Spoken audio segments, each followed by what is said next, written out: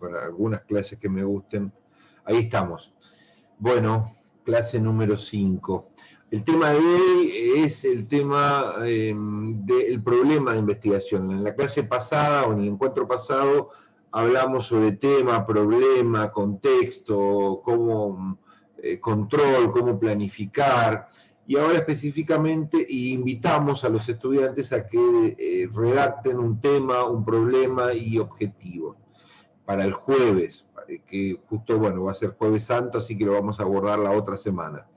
Hoy vamos a hacer una reflexión, una clase un poco para pensar el tema del problema, dado que lo tienen que redactar para el jueves, tratar de apuntalarlos un poco más específicamente sobre este aspecto de un proyecto de investigación o de una tesis de investigación, depende del trabajo que sea. Dijimos en la clase anterior que en general se formula en formato de pregunta. Y es una pregunta que yo pretendo darle una respuesta al final de la investigación. Es decir, que las conclusiones pueden incluir muchas más cosas, pero deben incluir esa respuesta a esa pregunta. Por otro lado, dame un segundito acá, que quiero ver cómo...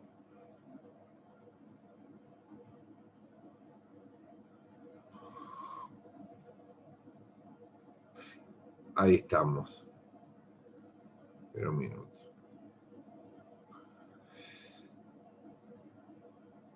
Bueno, por otro lado, definir un problema es poner bajo sospecha, digamos, las condiciones bajo las cuales supone que ocurre algo, ¿no? Es decir, poner bajo sospecha, en tu caso, por ejemplo, sería poner bajo sospecha las condiciones en que la gente se afilia, ¿no? Poner bajo sospecha, ¿qué significa? Significa, bueno,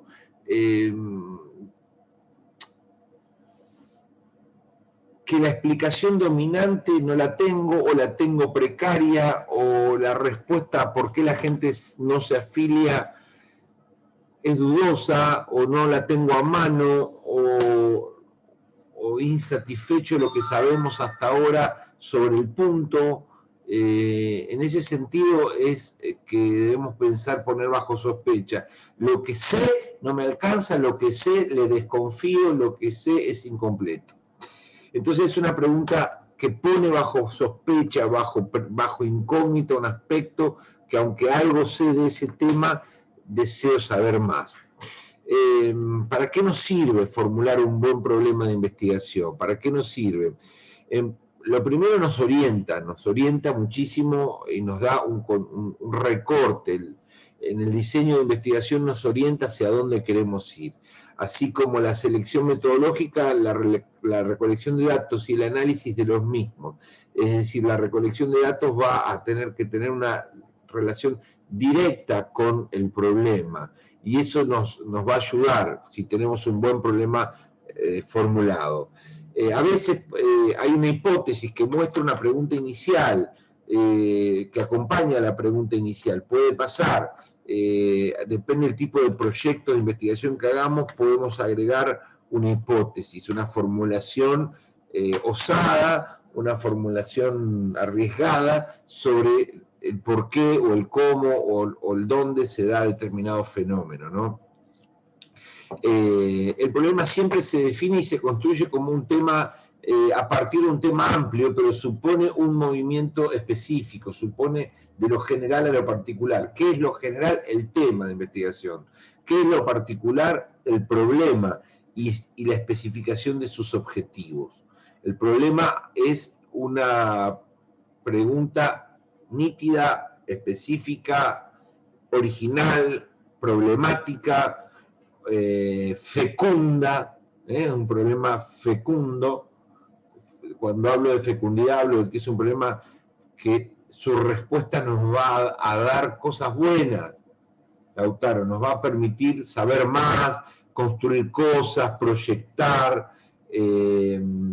Construir un problema fecundo es construir un problema esperanzador para solucionar cosas del sistema social, de las precariedades de la vida, de la injusticia, de la ineficacia o ineficiencia de determinados sistemas. Es decir, vale la pena hacerlo. Eso, los frutos que va a dar es su fecundidad.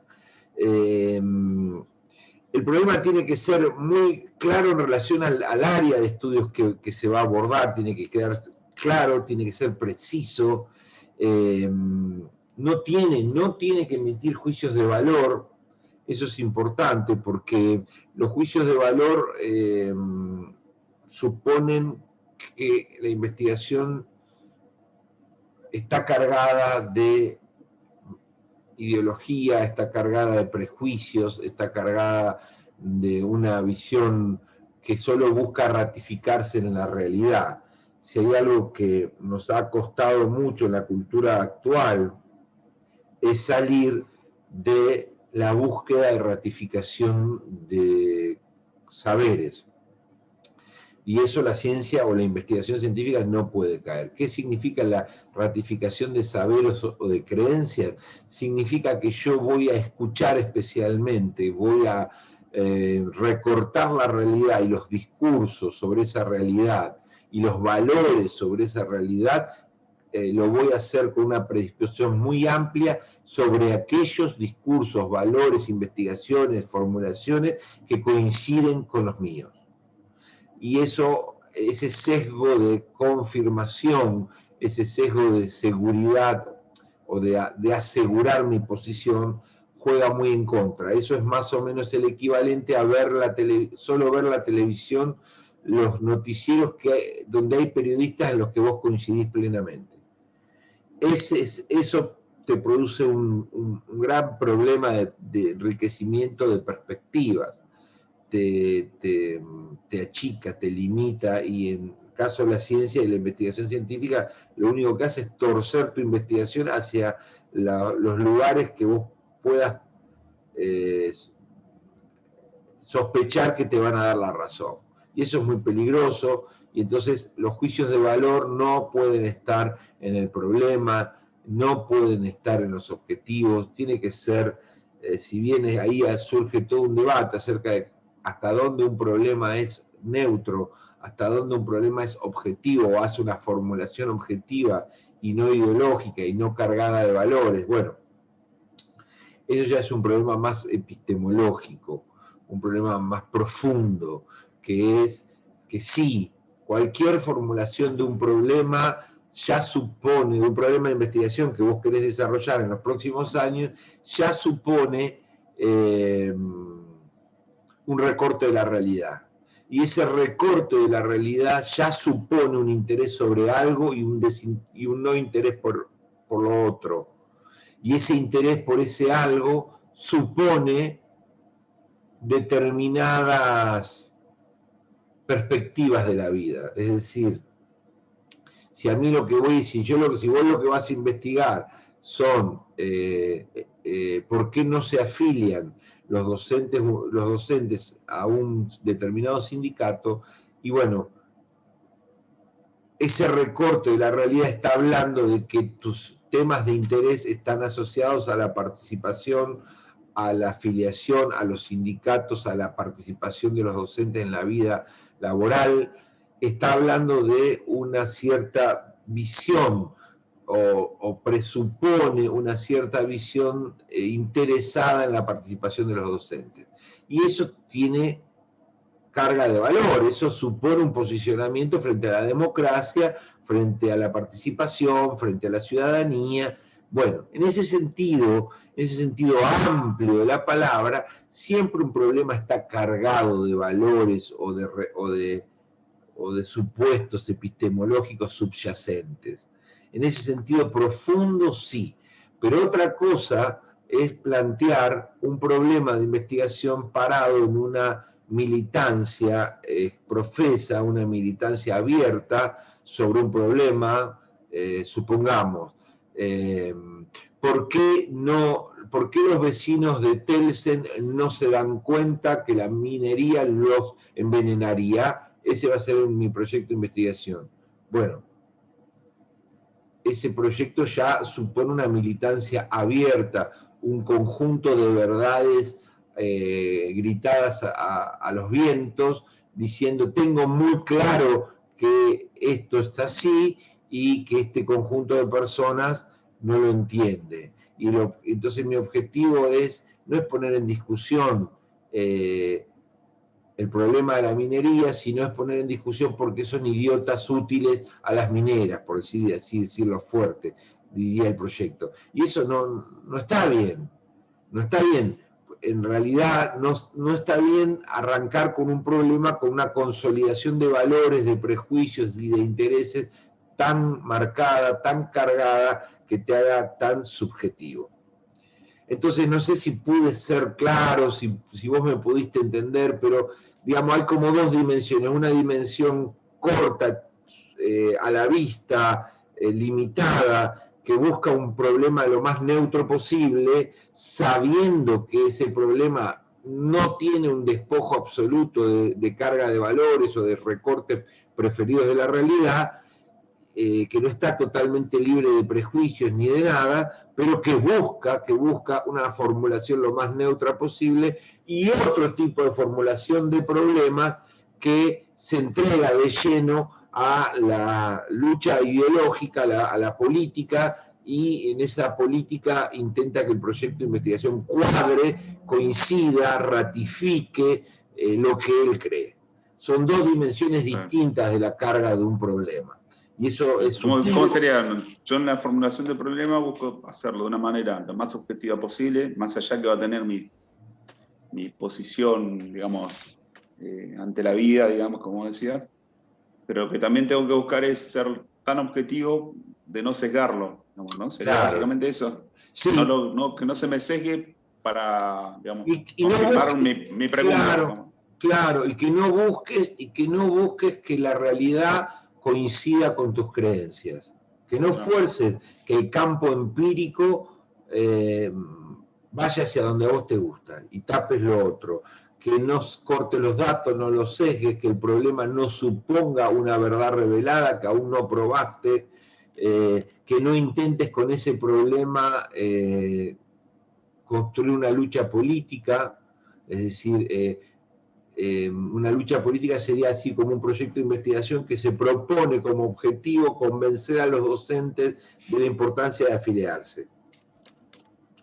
No, lo que nosotros estamos tratando acá es de entender por qué ese docente o cómo son las dinámicas de afiliación, entender la realidad, operar sobre esa realidad, transformarla, es otro momento del proceso. Salvo en las investigaciones participativas, en donde somos arte y parte, y que se produce mientras se está luchando procesos de investigación que también son lícitos, en las investigaciones estándares que puedes hacer en la universidad o que puedes hacer en un centro de investigación para conocer el mundo o un recorte del mundo, uno no busca hacer con esa herramienta una transformación social, busca conocer primero, y eso es importante. Después otra cosa importante que tiene que tener tu problema es que debe suponer la posibilidad de una verificación empírica. Tiene que tener un correlato empírico. Este es un problema de investigación de ciencia fáctica sobre hechos del mundo. No es un problema de investigación filosófica o metafísica o matemática o lógica. Es un proyecto de investigación científico dirigido hacia las ciencias sociales, es decir, ciencias fácticas, la economía, la ciencia política, la administración pública, etc. Ciencias fácticas que hablan sobre cosas, hechos, eventos, actores, procesos del mundo real.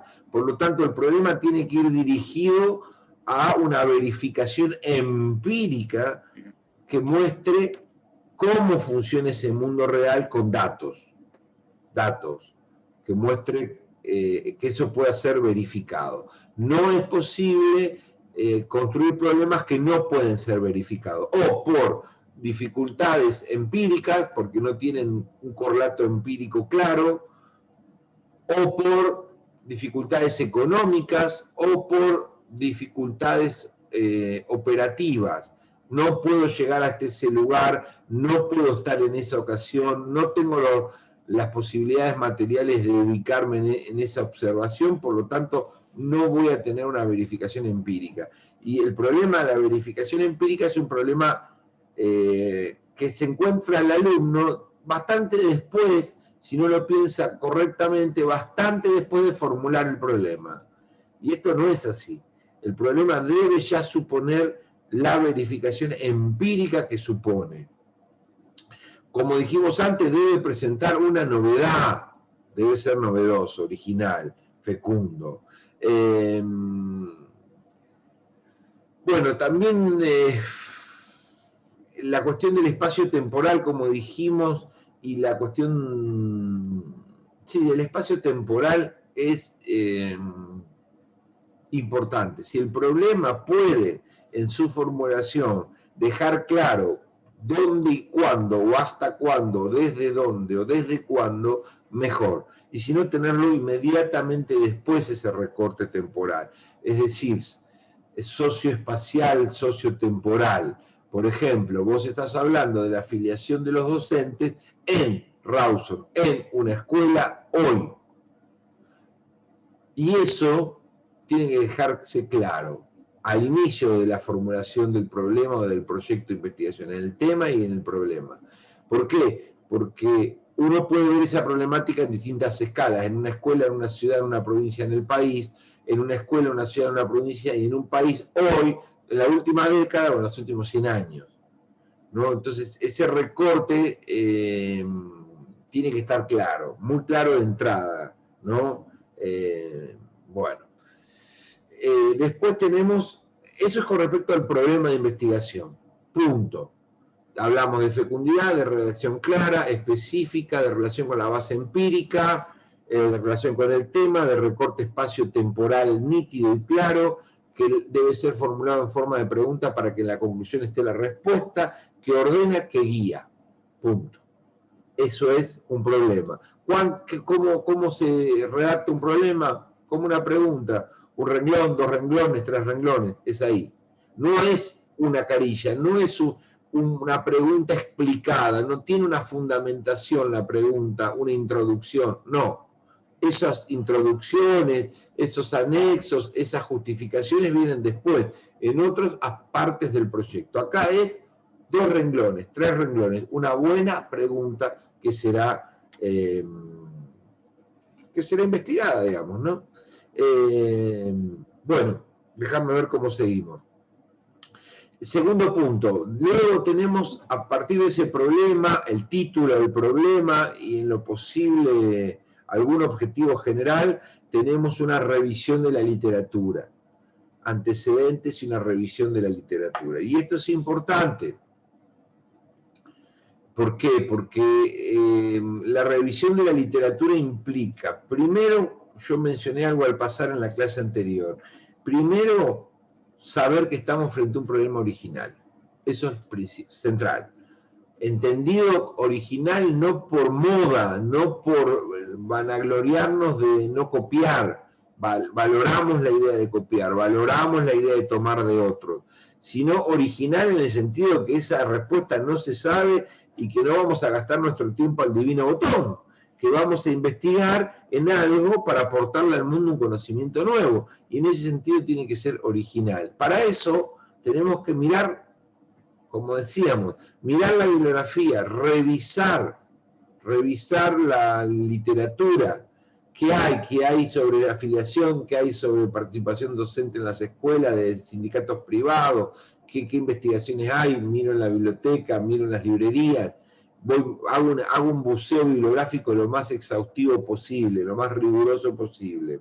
Eso nos va a ayudar a evitar repetir, nos va a ayudar a darnos una estructura formal a la investigación que tiene que ver con los temas que vamos a abordar. Es decir, esta problemática, este problema se basa en esta literatura, en estos autores, en esta línea de investigación que hemos encontrado, ¿no? Vos lo vas entroncando, vas poniendo tu ladrillito adentro de esa pared de ladrillos que es la ciencia social y una corriente determinada de explicación de problemas. Entonces, todas las investigaciones que hay sobre participación ciudadana aportan a la tradición del fortalecimiento de la democracia, la investigación sobre democracia y ciudadanía, y nuestro proyecto de investigación va a aportar dentro de esta bibliografía, que no podemos obviar tal texto, tal otro, por ser centrales, pero hay mucha otra bibliografía que le da contexto a la corriente de investigación sobre participación ciudadana. Bueno,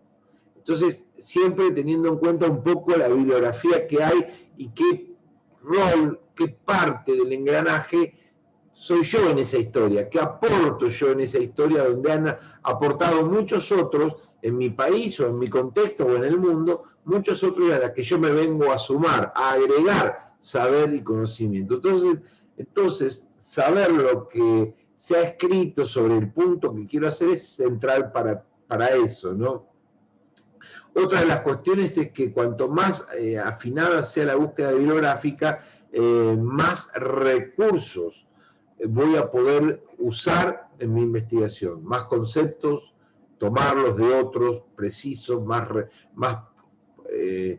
pulida va a estar mi estructura de trabajo, mi lenguaje, el uso de mis conceptos, el no caer en trampas, en ambigüedades, en problemas que otros ya han detectado. La bibliografía nos va a permitir a nosotros expresar en qué tradiciones bibliográficas nos encontramos, ¿no? Bueno, eso sí es muy importante. Ojo, cuando hablamos de un buceo bibliográfico, de una exploración bibliográfica sobre nuestro problema, no estamos hablando de un corte y pegue a lo loco para armar una fundamentación. Es decir, no estamos hablando de sacarle a cada libro que esté relacionado 2 párrafos y pegarlos y hacer un pastiche monstruoso en donde no tiene ningún sentido, ningún contexto, ¿no?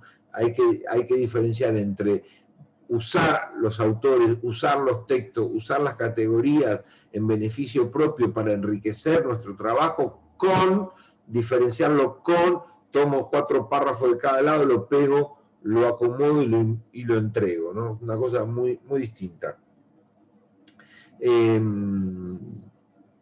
Por otro lado, un estudio del arte, digamos, genera una investigación más pulida, más elegante, más sofisticada. Esa es la palabra. Cuanto más estudio del arte tenés, cuanto más bibliografía miraste, cuanto más marco general tenés, más sofisticado va a ser tu trabajo, más pulido, menos primario, menos inicial. Y eso es muy importante. Acá tenemos un gran problema, que es cuando vamos a revisar la bibliografía y la literatura, nosotros dos y muchos de nuestros estudiantes somos conscientes que vivimos en Patagonia. Es decir, acá tenemos el problema de no poder acceder a bibliotecas y librerías de importancia. Nuestras bibliotecas y librerías son en general muy poco actualizadas y muy pequeñas. Por lo tanto, ahí tenemos un primer obstáculo. Entonces, en la revisión bibliográfica vamos a poder acceder vía internet a muchos títulos de textos, a muchas fichas o citas bibliográficas y a pocos textos regionales, porque no están disponibles. Y ese es un obstáculo que nos va a llevar más trabajo. Si el tema es menos regional y es un tema más neutro, más general, bueno, vamos a poder sí acceder a muchos materiales que están online, ¿no? Y eso nos va a ayudar. Dependerá. Depende del tema. Estar en Chubut es un problema para la investigación social y depende del tema, no lo es. Yo diría que algunas preguntas de la revisión bibliográfica que me guiarían a mí o que les dejo como orientación de qué buscar o qué mirar en esos textos que estoy tratando de ver, para qué me sirven, yo pondría, en primer lugar, tratar de identificar teorías dominantes, tratar de identificar marcos teóricos, teorías o paradigmas dominantes sobre el fenómeno. En general, la explicación de los problemas sociales tienden a agruparse dentro de adscripciones a enfoques, a teorías dominantes, a explicaciones que tienen posiciones sobre el asunto. Y identificarlas es importante. A veces pasa con facilidad, a veces no, hay que dejarlo, no identificamos las posiciones dominantes, bueno, perfecto, hay un tiempo limitado, una energía limitada, no podemos detenernos en esto demasiado tiempo, pero está bueno decir, bueno, si yo voy a hacer investigación sobre participación ciudadana, voy a escribir a las teorías sobre la democracia participativa que sostienen que la participación ciudadana fortalece, enriquece la democracia, que son claves la participación ciudadana para la legitimidad en el poder y para la legitimidad del sistema y para la salud de las democracias. Para eso tomo a estos autores líderes en este enfoque que aportan estos conceptos y estos otros, ¿no? Bueno, perfecto. Entonces el alumno está orientado en un marco teórico con líderes, autores líderes de referencia, con teorías claras de referencia. En el caso de la macroeconomía, como en el que ustedes participan, podría ser el keynesianismo y o el liberalismo y o una escuela, una subescuela determinada sobre determinado tema, neo-keynesiana, y estos tres autores o qué sé yo, no sé si me seguís, es decir, tomar autores, teorías dominantes que veo que están en la bibliografía, que veo que están en el debate sobre mi tema y que me orientan y en el que yo me apoyo. Luego tomar conceptos claves.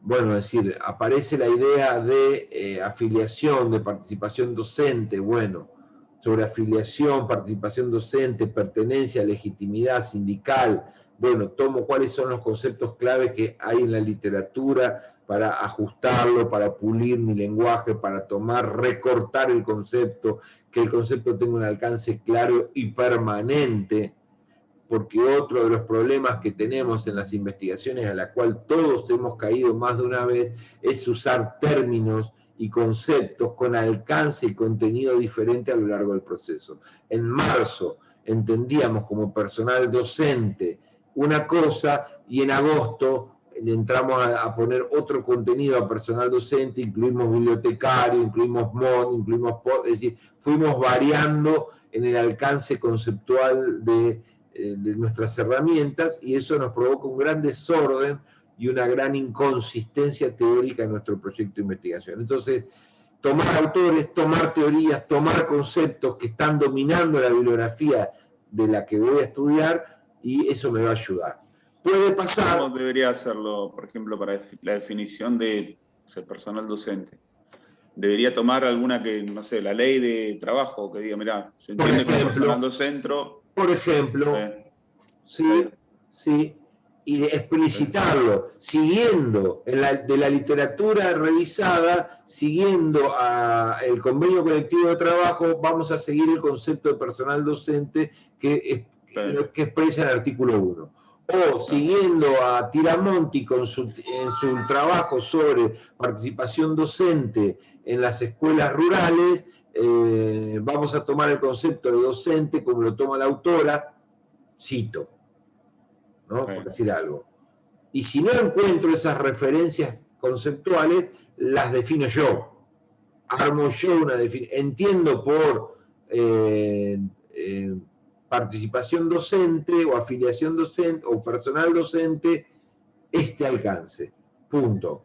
¿Por qué? Porque no encontré, dentro de la energía que puse, no encontré bibliografía clara que me ayude a conceptualizar lo que estoy investigando. Entonces lo armo yo. Luego, mirar en la bibliografía un poco los métodos y las técnicas que se han usado para investigaciones.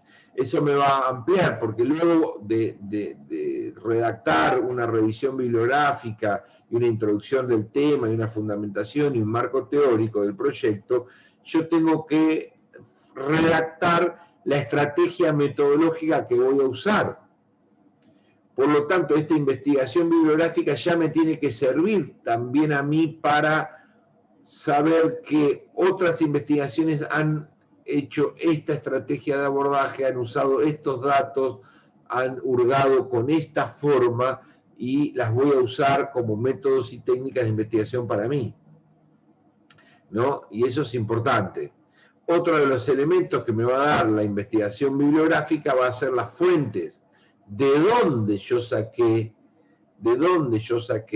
estos materiales. Y eso está bueno, porque cuando uno ve en un trabajo de un alumno, de un joven que está haciendo un posgrado, que el alumno dice, nuestra investigación bibliográfica para hacer una exploración del tema y fortalecer nuestro marco teórico se basó en el análisis de los trabajos de autores tales como de escuelas de la CEPAL, hemos usado también informes del Banco Mundial y también hemos usado los informes del PNUD. Basados en esta bibliografía nos vamos a abocar a... entonces uno dice, bueno, este alumno yo ya sé por dónde fue, en qué bibliografía hurgó, en qué tipo de escuela u organismo abrevó, y me da una nitidez o un concepto o un marco claro de búsqueda bibliográfica. ¿Dónde fue? ¿Dónde buscó? Etcétera, ¿no? Bueno,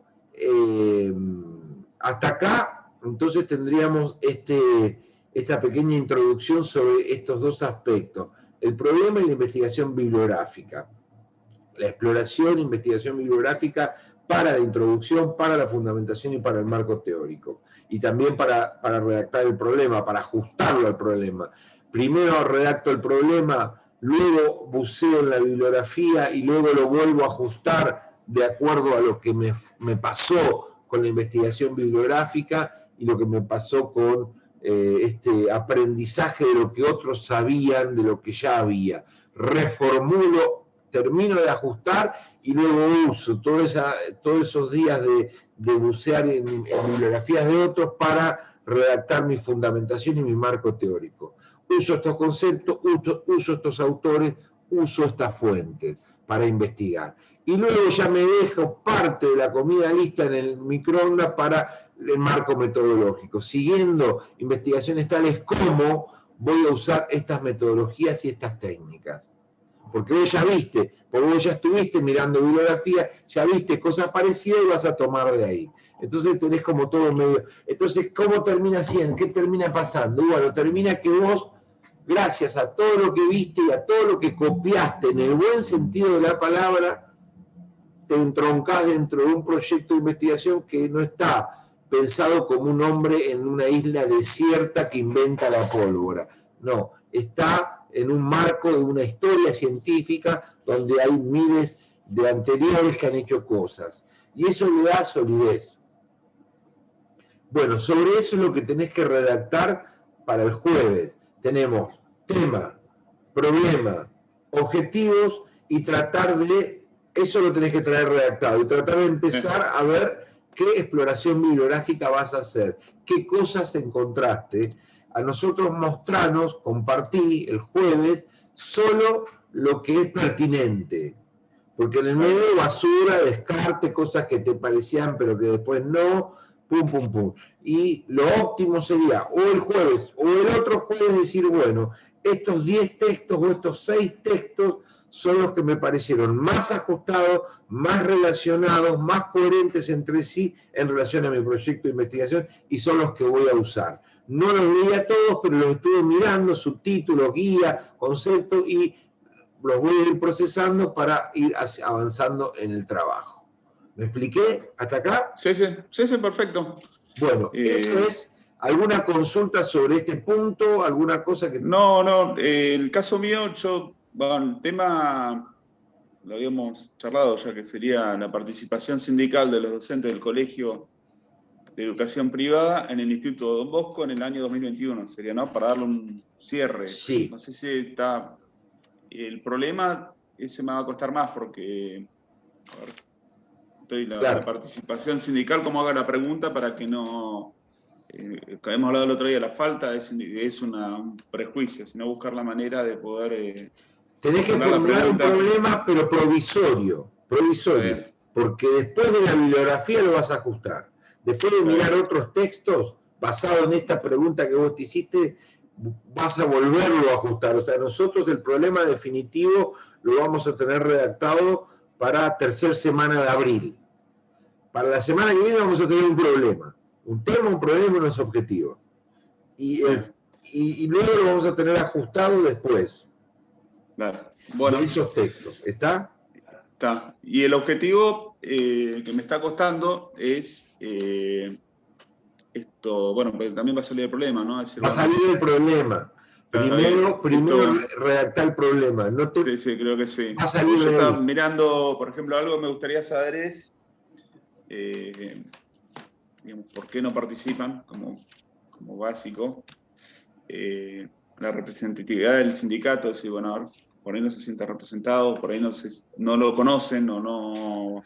Por ahí pueden hacerte preguntas que se transformen en objetivos. Hago un juego de preguntas. ¿Qué sistemas de recompensa operan en la afiliación de un docente? Recompensa, estímulos, premios, ¿no? Es decir, ¿cuáles son las ventajas, estímulos, recompensas simbólicas, materiales, políticas, jurídicas, que operan en el acto de que un docente se afilie? Punto 1. ¿Cuáles son los riesgos, las dificultades, los obstáculos o las amenazas que operan en el proceso de afiliación? Porque cuidado, que a veces la afiliación puede incluir, aún en democracia, amenazas. Sí, más en este sector, que es un sector, digamos... sensible. No es gremio, digamos, no del Estado, es un... Claro, privado. Más allá que el sueldo te lo paga el Estado, tu relación es privada, digamos. Exacto. Por eso entonces, es privada. Podemos entrar a preguntarnos para transformarlo en objetivo. Conocer, identificar el sistema de amenazas potenciales. Bueno, otra cosa que podemos preguntarnos para tratar de plantear un objetivo es ¿qué alcance tiene el fenómeno? ¿Cuál es el alcance? Es decir, ¿cuánta gente? ¿Qué implica la cantidad de afiliación o desafiliación que hay? ¿Cuál es el alcance, el diagnóstico real sobre los datos de 100 docentes? ¿Cuántos? Bueno, el alcance del problema o el alcance de la afiliación o de la desafiliación. Eso también puede plantearse como un objetivo a conocer, ¿no? Otro de los elementos podría ser pensar en cuáles son conocer la visión de los actores. Conocer la visión de los actores. Que puede ser concordantes con tus conclusiones o no. Es decir, los actores te pueden decir, no, ¿sabes lo que pasa? Que yo no gano nada con esto, no sé, y la verdad que tu investigación termina contradiciendo a los actores. Hay que entender que un entrevistado no te está diciendo la verdad, te está diciendo lo que él quiere decirte. Vos lo tenés que tomar como eso, lo que este docente me quiere decir. Después veremos, cruzado con otros datos, con otras entrevistas, con otros enfoques, con otros insumos, veremos qué concluimos.